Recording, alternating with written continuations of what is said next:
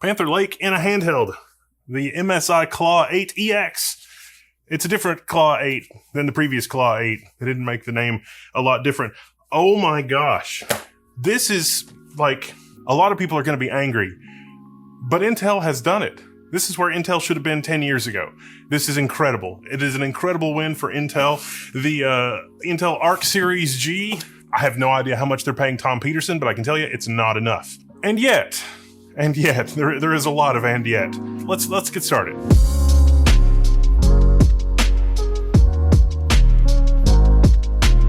This has been one of the most complicated, interesting things, even before I get to the Linux part of this. And the Linux part is not ready. We'll talk about that in a minute. There's not a lot of Linux in this content. Sorry, but much more interesting. This thing is exceedingly nice, especially next to the Steam Deck, which I've had since day one. I bought my Steam Deck. Where did it go? Aha! There it is. We are living in such an insane timeline. This Steam Deck, which I bought on launch day with my Steam account, has appreciated in value significantly.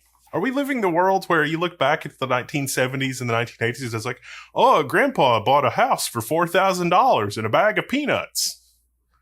Is that, are we going to look back and is that where we are with memory and everything else? I don't have final pricing for this. The MSI Claw 8DX, I think between $1,500 and $1,700.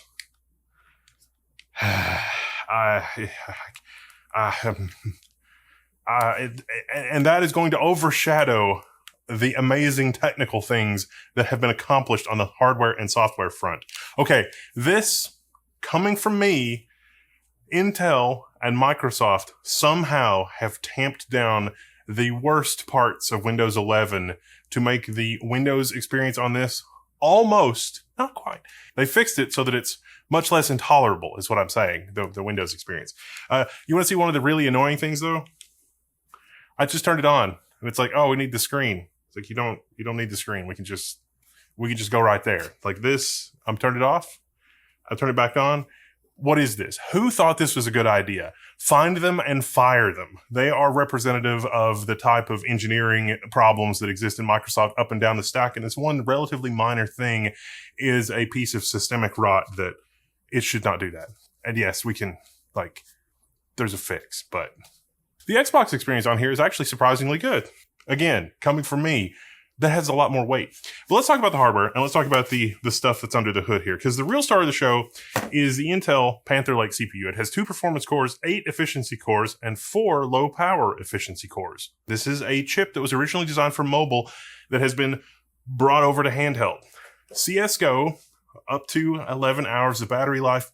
Real world for me, it's like 3 or 4 hours of gameplay at 1080p mostly. This thing is 720p, and it's like 2 to 4 hour gameplay. If you have a Steam Deck, I would absolutely not throw this out and get, even though it is really amazing and the software engineering and everything else, 1280 by 720 on a slightly smaller screen, slightly wider screen. The aspect ratio here is a little different. Still looks pretty good. This thing, sharper, better, clearer screen? Yeah, you betcha. Broader screen for less power? Yep. I've got 2 Thunderbolt ports here on the top. Get the main power button that you saw before. There's breather vents on either side, although most of the time when you're using this in the right software mode, it is in a relatively low power state. You can't even hear the fans. The fans don't really ramp up.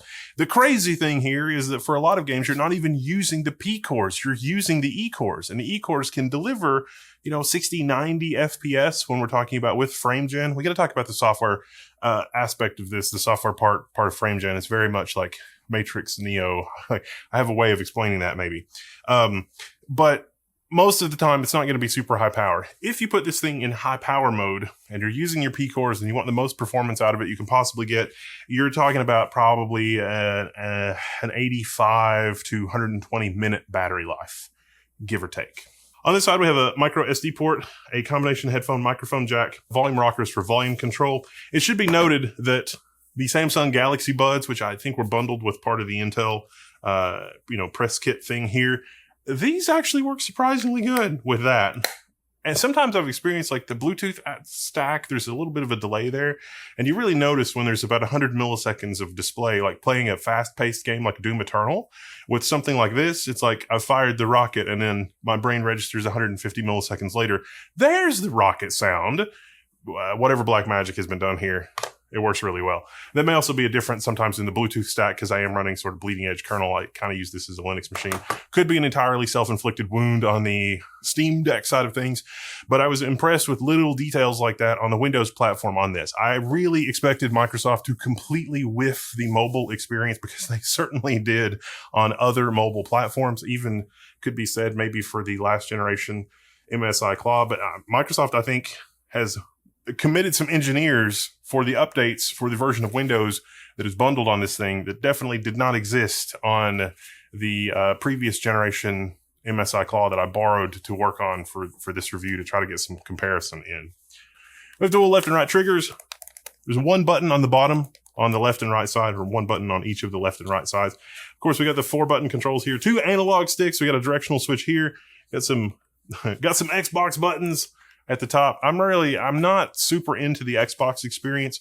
I sort of lean on Ryan a little bit for the Xbox Game Pass experience. And from what he says, and he's really miserly in a good way, the Xbox Game Pass experience has been really good for him and free games and that sort of stuff. So again, Microsoft, how did you mess this up, Microsoft? I don't understand.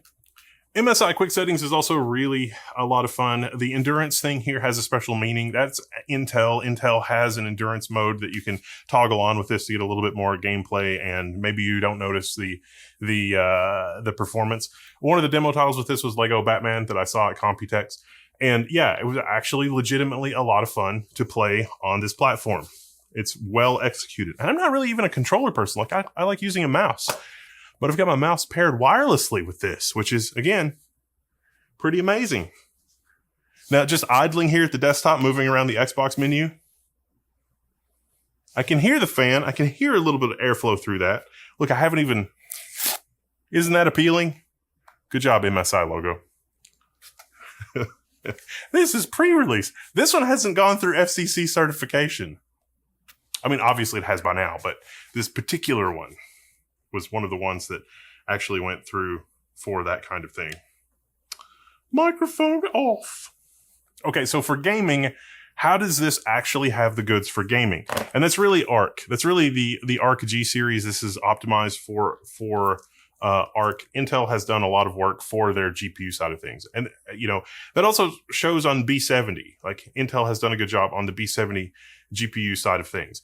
Like I say, whatever they're paying Tom Peterson, it is definitely not enough, because his way of explaining frame pacing and just sort of letting you experience it for yourself, he has a point. And it is a little bit like the scene in The Matrix where Morpheus leans down to Neo and he says, "Do you think that's air you're breathing?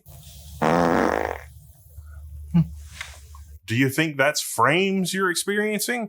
With the frame generation, it gives you a little bit more computational headroom and a little bit more leeway in terms of where those frames land. When this thing is running full tilt and rendering a ton of frames, it can be a lot harder to get the frame pacing so that the overall animation feels smooth. More frames, of course, will feel more smooth. But when you have 16 milliseconds at 60 FPS to figure out where the frame comes from, and you have previous frames, and maybe for this frame, you can spit out a frame that is generated as opposed to actually computed. You can do that pretty early in the cycle. You can do that pretty late in the cycle. You have a little bit of fungibility in terms of where you actually show that frame. And I have to admit, the experience on this with frame generation for what is a relatively low frame rate inside of games is actually a pretty smooth experience in terms of how you actually play the game, especially with games like CSGO, especially with games like Doom Eternal. For games like the Lego game, they have put a lot more work in the game itself to be able to sort of dovetail with, this is the kind of experience that we are aiming for. I do worry that it creates a little bit of a crutch for game developers to get their game to just the point where it runs 25 or 30 FPS, and then they say, okay, we're going to lean on, frame generation for any other extra performance. That is going to be a tremendously bad experience on a platform like this, because it's going to run at, 50 or 60 FPS, but it's going to destroy the battery. The fact that you can experience the Lego game on this at a really high frame rate and not even wake up your P cores, at least that seemed to be what was happening because of the long battery life, is a really astonishing amount of engineering. Now, in terms of repairability for the MSI Claw 8EX, it seems like the repairability here is pretty decent. I think the Steam Deck is the winner for repairability, for sure. But, popping some screws off the bottom and popping the case apart, I did not like the noises that the plastic was making, and I feel like if I had to do that 2 or 3 times, the plastic would definitely wear. For the second time that I took it apart, the resistance that I encountered from the plastic was definitely much less than the first time that I took it apart. So that to me says that these things weren't really designed to be taken apart. But if you look at our teardown here, MSI has made it pretty easy to replace the buttons and joystick controls, which is really nice to see from a repairability standpoint. 2280mm M.2. The battery, I don't love the ribbon cable that is double-sided taped to it. That's going to make repair a little harder, but the battery does look pretty easily replaceable. If you want to follow up on repairability and everything else, check out the Level 1 Techs forums, because I'm sure that by the time this video ages, there will be a lot more information about repairability, people that have bought these to replace the screen, or, replace the analog controls, or replace buttons, or maybe they squeeze too hard on the trigger. Real world usage will tell you what's going on for repair. And also, this platform is available in a lot of other formats other than the MSI Claw 8EX. I got to experience some of those at Computex. Sometimes you could have modular controllers, so you could pop the controls off and just have a screen. I like this form factor. There's no touchpads like the Steam Deck, but this is pretty effective. Before I do the benchmarks, remember that in a device like this, you're not necessarily looking for the maximum raw performance. You can use the maximum raw performance to know what you're going to get out of the platform, but the amount of power that the platform uses scales non-linearly. So if you are playing a game and the game really only needs half of the maximum power, you're going to get more than double the battery life because it uses much more power to run a little bit faster. And if your game will run entirely on E-cores, for example, the P-cores always sleep, you're going to get a lot more battery life. So if battery life and long gameplay and that sort of thing is really important to you, then the benchmarks can be a little misleading. But they're still useful to provide a baseline so you know how much raw performance you're getting. And it'll also matter if you intend to use this thing as a laptop or with a dock or something like that, which we'll talk about toward the end of the video. But let's talk about game performance, because I think it's interesting. Lego Batman, The Legacy of the Dark Knight. Now, for our game benchmarks, this system was configured with 32 gigabytes of memory, 1 terabyte of storage, and this is the Arc B390 GPU. It's only got 128 megabytes of reserved memory.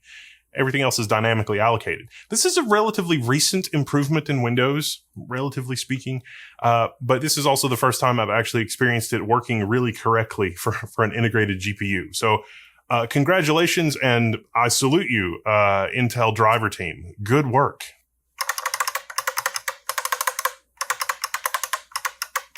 What are the dulcet tones coming from that keyboard? I'm pretty sure I'm the only reviewer reviewing this with a Beam Spring keyboard. Beam Spring, from definitely before the days of the personal computer. Okay, benchmark time. But I'm going to compare it to the Steam Deck. But remember, Intel's doing this in a 15-watt power envelope, and depending on the game and the other settings, we may or may not be leaning on frame gen, apples to apples comparison, because the subjective experience, like the lived experience here, is really good. The Steam Deck is still really good. The Steam Deck has gotten a lot of optimization since launch day. The performance is improved.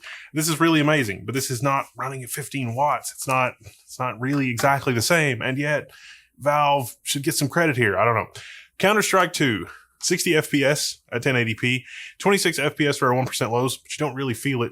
It's pretty awesome on the display. It's bright, it's clear. It's actually a lot of fun. 800p, 110 FPS. This display is 120 hertz. It is 16 by 10, 1920 by 1200. It's a solid display. It's really not that much bigger than the Steam Deck, but it feels a lot bigger in your hand. I think the ergonomics the Steam Deck still has the slight edge on the ergonomics when we're talking about the D-pad and the fact that you've got these touch pads that are here for cursor control. I don't really like the touching the touchscreen in either scenario. This is a little bit more of a glossy finish, a little bit more of a matte finish. You know, the weight, 1.6 pounds, there's a lot to talk about, but performance is pretty good. Now, just for giggles, I tried 2160p because what if you're using this with a dock or something like that? We'll talk more about that later. At 20 FPS, not. You can push 1440p on some titles, but remember, this is an iGPU. It's a little different situation. I would think that RDNA would be a little bit better, but 1280 by 800. Cyberpunk 2077 Ultra at 1080p, 40 FPS, and a pretty reasonable gameplay experience, but ultra upscaling, 51 FPS. Now on this display, I can tell a big difference in upscaling. On that display, it is very hard to tell an image quality difference with upscaling.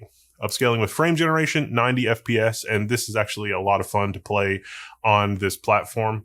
1200p, 88 FPS, but you get 20 FPS for your 1% lows. This is maybe an artifact of testing. I'm not sure because the game didn't feel as janky as you would expect with 20 FPS for your 1% lows. But again, frame generation muddies the water there a little bit, I think. Ultra ray tracing. You can do ray tracing in a handheld.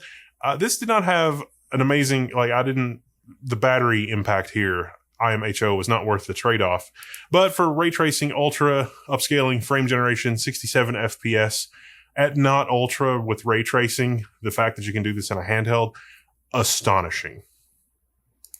1440p, 53 FPS, 4K, 18 FPS, not even.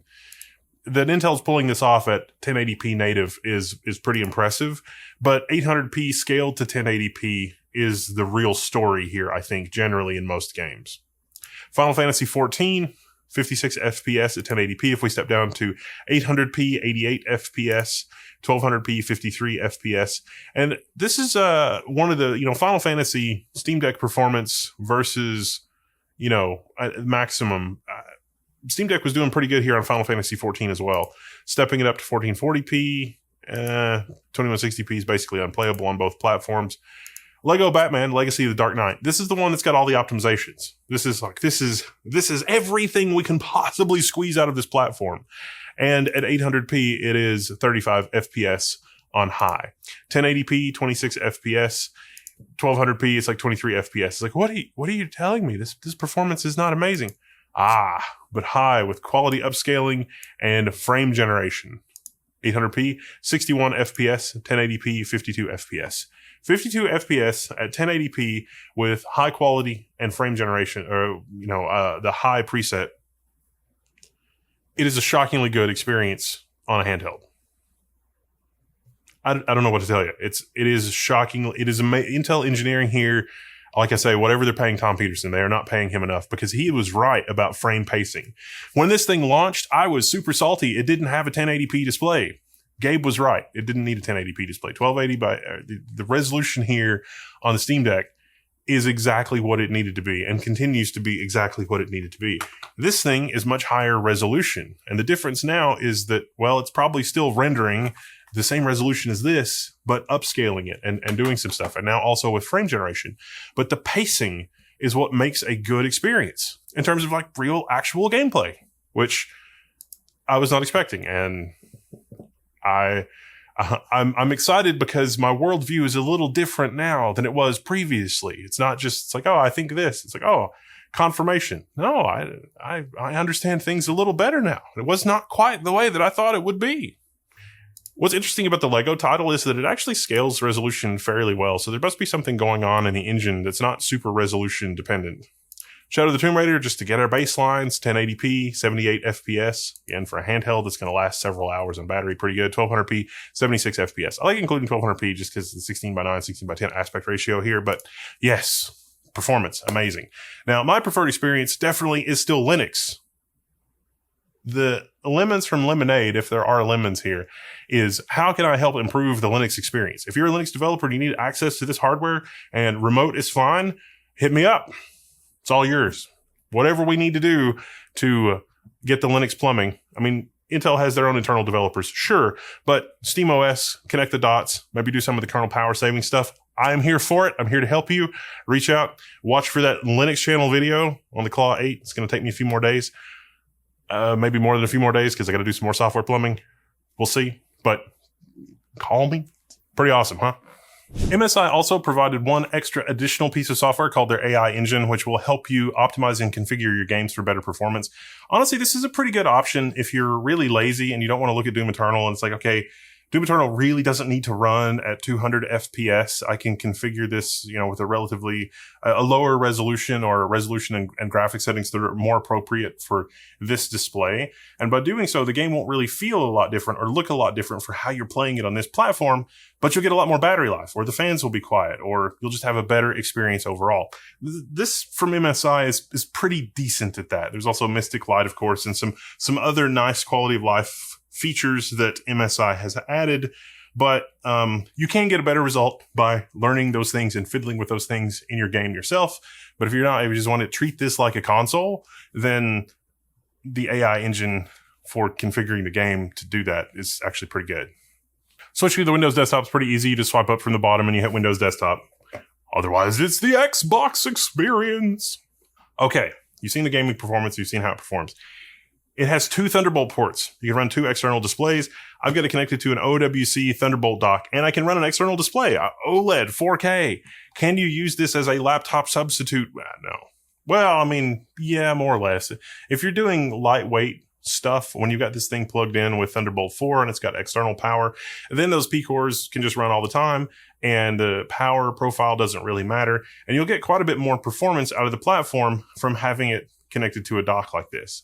It doesn't really need a ton of power, so a 65 or a 90 watt dock will do for this platform. This is a really nice OWC Thunderbolt dock that has downstream Thunderbolt and all kinds of other options. This does not have Thunderbolt 5 because it didn't make the cut for power. Intel really put a lot of thought into how they were going to manage power on this platform, and MSI partnering with Intel sort of embraced that and ran with it, and they did a good job. I think this is a much better power experience than I expected.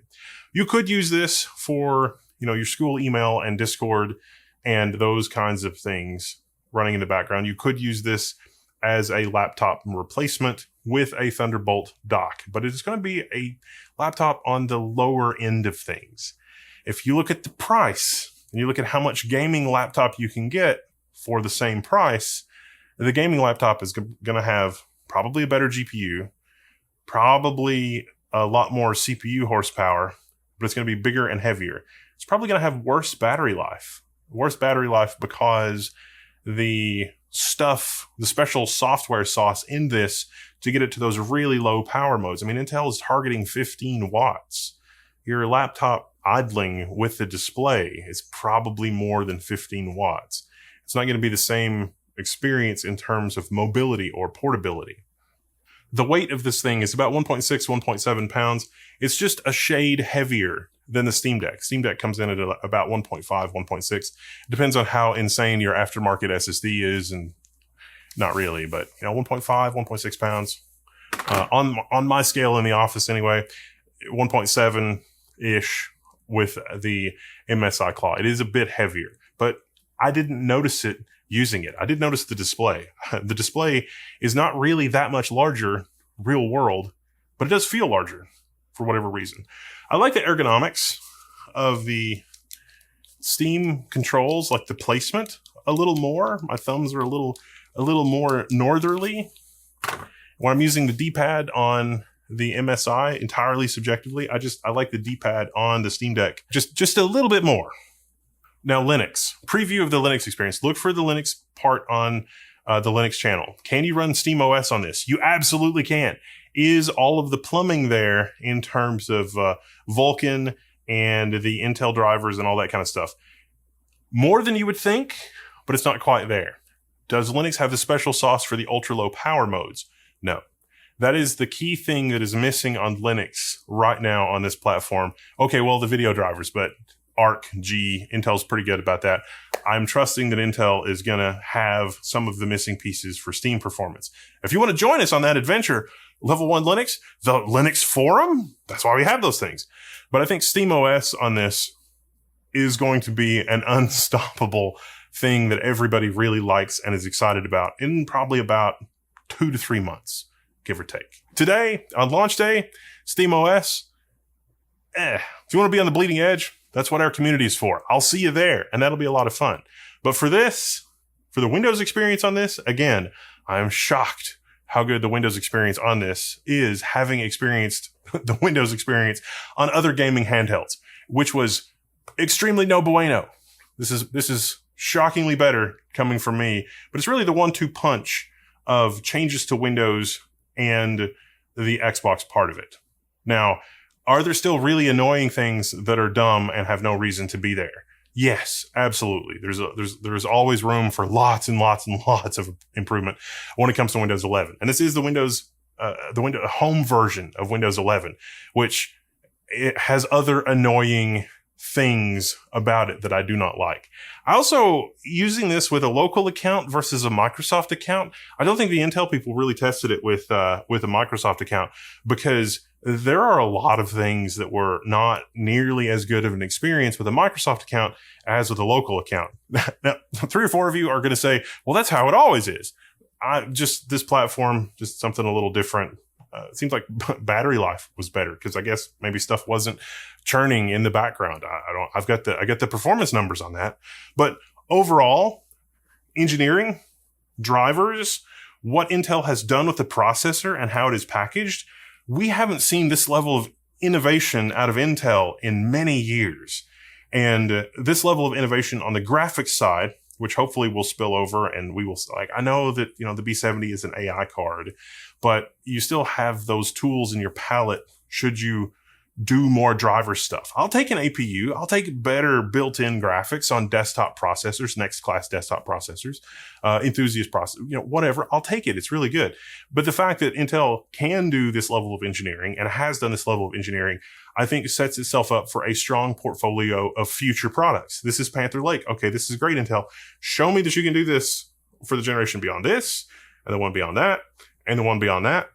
And you're going to be really cooking with something special, because this hardware will go down in history, I think, as something special. Panther Lake and all of the stuff around it. The worst thing about it is the world into which this is launching.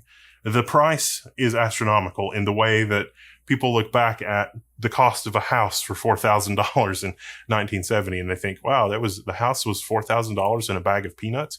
Is this the world that we live in now? Are the prices going to come back down? I don't think the prices are going to come back down. I think we're in a hyperinflationary era, and the prices are just going to stay up, and you're going to have to hope that you can, find a job that's double your salary. It's really not a great time to be launching hardware. Like I say, if you have a Steam Deck, it has appreciated in value. And I don't know that it's worth the upgrade if you have other hardware. This is still extremely this is shocking. This is Zen 2. This has worse battery life overall. It uses a lot more power for a lot less performance, and it's a little long in the tooth for the innovation, like updated platform improvements. Like, are we gonna see that? Even Valve has had to hike the prices. I don't know if that's greed. I don't think that's greed. I think that's probably just the cost of things. And if this doesn't have an absurd amount of margin built into it at, $1,500 or $1,700 or whatever it is, then good Lord. Good Lord. I don't know what to tell you on pricing. I can just tell you about there's no, like Anand at AnandTech, famously, there are no bad products. There are only bad prices. This is an amazing product for what it is. The engineering and all, like connecting all of the dots to do this is amazing. It's amazing because I wasn't expecting Intel to be able to pull this off. They have. But the pricing really hurts. I'm Wendell, Level 1. Let me know. I don't know. Hang out in the forum. Let's chat. Let's do stuff. I'm signing out, and I'll see you there. Also, this is a platform for the forbidden ROMs, let's call them. Pretty nice.